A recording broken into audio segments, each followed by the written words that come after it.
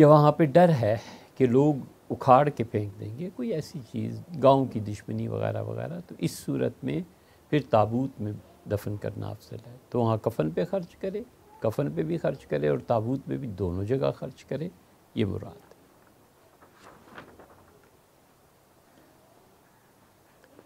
ایک سوال یہ ہے کہ میرے محلے میں قادیانی فیملی رہتی ہے اور مجھ سے ایک گھر کرائے پر لینا چاہتی ہے، کیا میں اس قادیانی فیملی کو گھر کرائے پہ دے سکتا ہوں، اور کیا قادیانی حضرات سے لین دین کیا جا سکتا ہے؟ قادیانی حضرات سے اصولاً لین دین ہونا چاہیے تھا، اصولی طور پر ان کو گھر کرائے پہ دینا چاہیے تھا تاکہ ہم اسلام کا صحیح پیغام ان تک پہنچا سکیں۔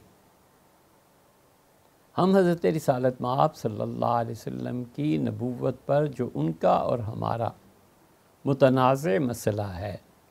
اور ہم جسے ان کا کفر کہتے ہیں، اس کے دفاع کے لیے اور انہیں جہنم سے نکالنے اور ان کے کفر کو دور کرنے کے لیے ہمارے پاس علم ہونا چاہیے تھا، ہمارے پاس ٹھوس دلائل ہونے چاہیے تھے، ہمیں پڑھنا چاہیے تھا۔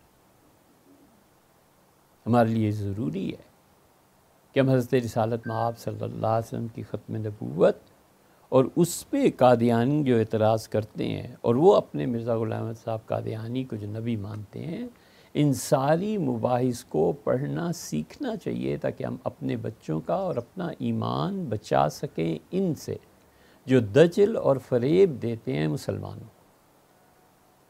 ہونا تو یہ آئیڈیل سچویشن تھی، ہونا یوں ہی چاہیے تھا، مگر جس طرح ہم جہالت میں پھنسے ہوئے ہیں نا، اور جس طرح ہم ان کے حربوں سے ناواقف ہیں، اور جس طرح ہم لوگ اپنے دلوں میں قادیانیت کے متعلق انسانیت کے نام پہ یا ویسے بھی نرم گوشہ رکھتے ہیں نا، یہ ہے وہ چیز جس کی بنا پر ہم کہتے ہیں کہ اس طرف جاؤ ہی نہ۔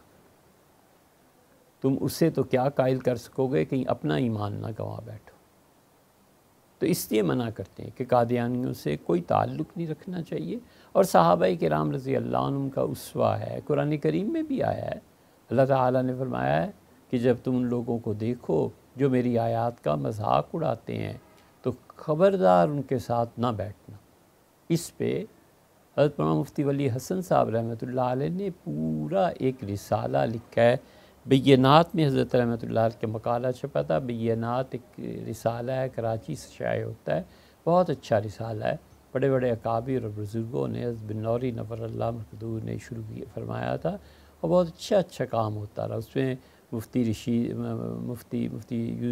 یوسف لدھیانوی صاحب کے مضامین چھپتے رہے، اور بڑے بڑے اکابر کے ان چیزوں کو انہوں نے رسائل کی صورت میں بھی شائع کر دیا ہے، انہیں پڑھنا چاہیے اور قادیانیوں کو دعوت دینی چاہیے۔ لیکن جب نہ پڑھا ہوا ہو اور نہ پتہ ہو کسی چیز کا، تو اس مکھیوں کے چھتے میں، بھیڑوں کے چھتے میں ہاتھ نہیں ڈالنا چاہیے، نہ ان کو مکان کرائے پہ دیا جائے، نہ ان سے لین دین رکھا جائے، اور اپنا اور اپنے خاندان اور اگلی نسل کے ایمان کو محفوظ کیا جائے۔